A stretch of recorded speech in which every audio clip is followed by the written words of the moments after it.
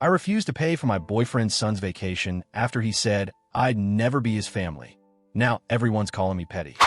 I, 42F, have been dating my partner Mark, 45M, for 3 years now.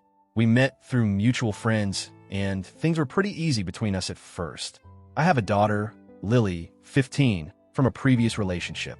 Mark has a son, Ethan, 19, who he shares custody of with his ex-wife.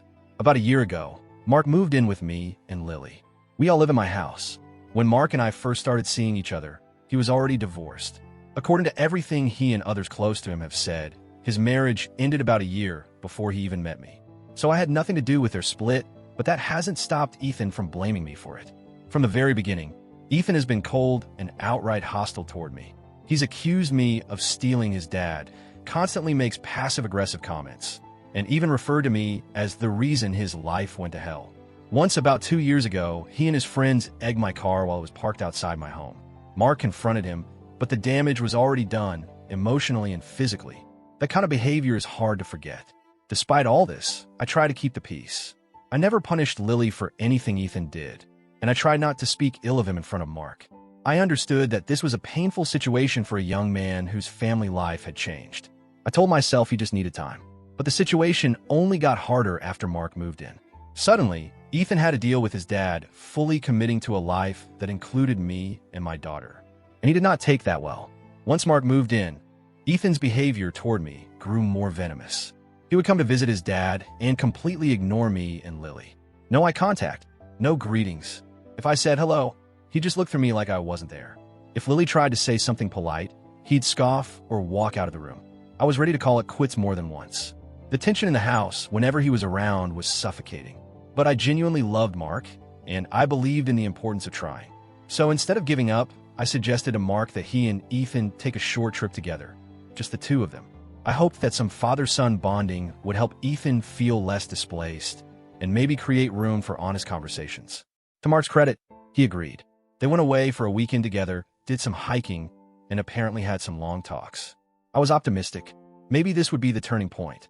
When they came back, Ethan pulled me aside. For a moment, I thought he might apologize or say something conciliatory. Instead, he looked me dead in the eyes and said, "You're not my family. You never will be. I'll be civil, but don't expect anything from me." Then he turned around and left the room. It stung, but at least he was being honest. Since then, Ethan has kept his word. He visits sometimes to see his dad, but he doesn't interact with me or Lily. We stay out of his way. He stays out of ours. No drama. No words, just this cold wall of distance. I didn't like it, but I accepted it. I respected his boundary. What more could I do? Fast forward to this spring. I've been planning a family trip to Florida for the summer. Nothing extravagant, just a few days at the beach and a theme park or two. It's something Lily and I have been looking forward to, and I wanted Mark to be part of it too. So I booked a hotel and started making a list of activities we'd enjoy as a family. One evening, while going over the plans with Mark, he suggested that we invite Ethan. I was a little taken aback. Ethan's made it clear he wants no part of our family, but I told Mark I didn't mind, as long as either he or Ethan paid for his airfare. I wasn't being spiteful. It's just that I didn't want to spend a few $100s on someone who has actively rejected me and my daughter. Mark said he couldn't afford it. Ethan doesn't have a job and still relies on his dad for most things, so it wasn't likely he'd pay his own way either. A few days later, Ethan caught wind of the trip and reached out to me. The first time he's initiated a conversation in over a year. He said, "If you really wanted to fix things, you'd pay for me to go." That's what adults do. They make things right. I was stunned. Fix things? I'd been on the receiving end of his resentment, disrespect, and outright hostility for years. He had told me, in no uncertain terms, that I wasn't family and shouldn't expect anything from him. So I calmly replied, "Ethan, I'm not going to pay to fly you to Florida. You told me yourself that I'm not your family. I respected that boundary. If you or your dad want to pay for your trip, you're welcome to come. But I owe you nothing." He left me on read. Since then, the backlash has been intense. Ethan apparently told his mom and some extended family members, and now I'm being painted as petty, immature, and cruel. A few people have messaged me, people I've never even met, to say that I should be the adult and make the effort to mend the family. Even Mark, while not angry, has told me he's disappointed. He says this could have been a chance to show Ethan that I care, that I'm willing to meet him halfway, even when he hasn't done the same. But I'm tired. I've been over backward for years, and every time I try, Ethan either spits in my face or slams the door. I've never retaliated. I've never insulted him.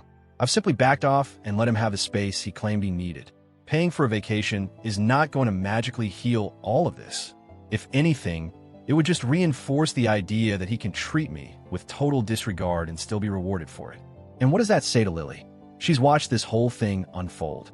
She's seen how I've tried, how I've bitten my tongue, and how I've been disrespected anyway. I don't want to teach her that loving someone means accepting mistreatment. Still, I keep second-guessing myself. Maybe I should be the bigger person. Maybe paying for one ticket isn't such a big deal in the grand scheme of things. Maybe this is the olive branch Ethan needs. But then I think respect has to go both ways. And right now, I don't think Ethan has earned that kind of gesture. So, Ida,